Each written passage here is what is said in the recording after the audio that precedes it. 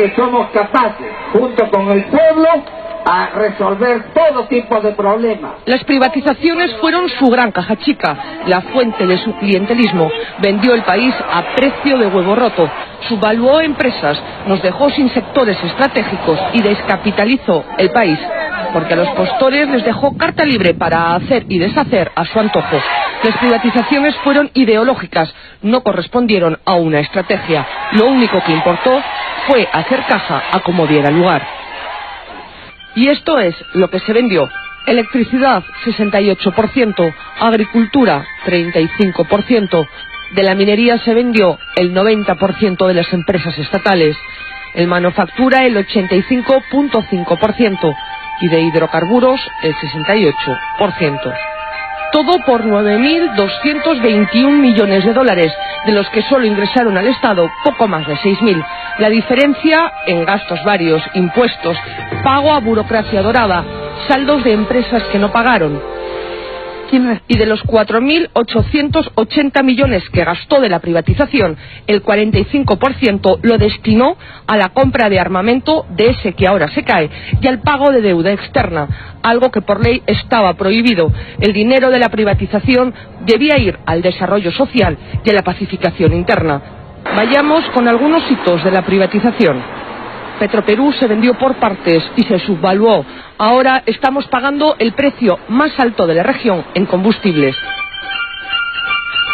La refinería La Pampilla se vendió el mercado más importante del país por 180 millones de dólares, cuando tenía unas utilidades anuales de 85 millones. Se vendieron los lotes petroleros con reservas aseguradas. Se vendieron los grifos uno a uno como si fueran papayas. En concepto de alquiler daban al Estado 38 millones de dólares anuales y se vendieron por 78. Otra filial de Petroperú, la naviera transoceánica, es otro caso de subvaluación.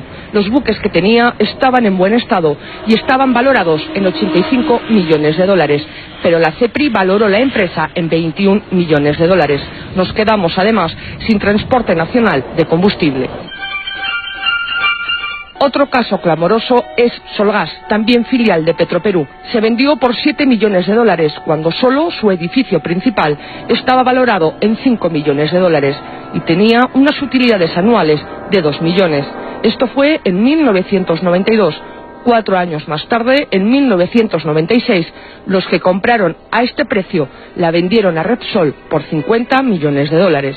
Aquellos que argumentan que la venta de Petroperú, Centromin Perú o Ciudad Perú generaría inseguridad en la defensa de la soberanía nacional, pienso que no conocen los hechos. Es todo lo contrario.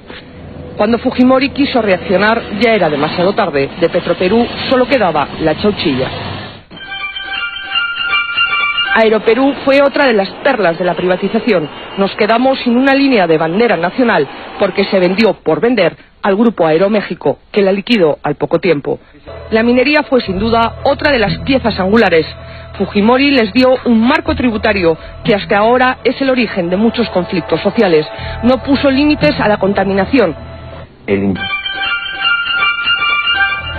Caso Hierro Perú se presentó como el espaldarazo de la privatización.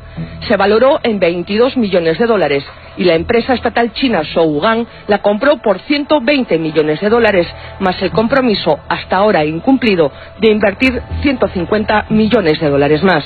Se les vendió las reservas de cobre y hierro por más de 200 años. Ahora la empresa china lo que ha creado es un grave conflicto social. Contamina, paga salarios de miseria, pero exporta 120 millones de dólares al año. Seguimos con la minería. Centromin era la principal minera del centro del Perú, era una empresa integral. Doerram compró una parte, Volcan la otra. En los dos casos no pagan casi impuestos, contaminan, no han cumplido con sus compromisos de inversión y tienen utilidades millonarias. Se vendieron a precio de risa. Por ejemplo, el yacimiento de Cerro de Pasco se pagó 61 millones de dólares cuando tenía utilidades de 20 millones al año. Nosotros evitamos y hemos tomado en este momento el local a fin de evitar que en este gobierno, que ya está en las postrimerías, se llegue pues a una coligación a entregar pues a unidades estratégicas que son de interés del país. Minero Perú también se regaló. Solo un ejemplo, por el yacimiento de cobre de Quellaveco se pagó 12 millones de dólares y el compromiso de invertir 2.800 millones más. Y hasta ahora solo se ha invertido 70 millones.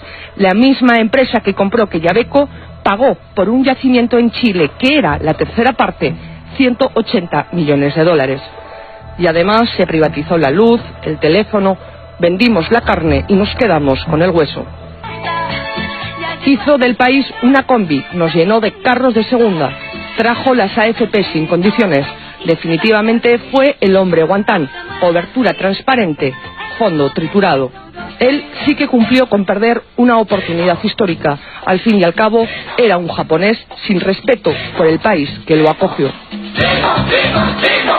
No quiero terminar este mensaje sin agradecerle la confianza depositada en un gobierno que solo quiere servir. Increíble, ¿no? Qué sensación la que uno tiene después de ver esto. Para contarles una anécdota, Aeroperú se vendió en 19 millones de dólares. Solo las rutas de Aeroperú, solo las rutas, costaban 120 millones de dólares. Los tramposos mexicanos, los mafiosos mexicanos que la compraron, encima la usaron para lavar dinero y luego la cerraron. Regresamos.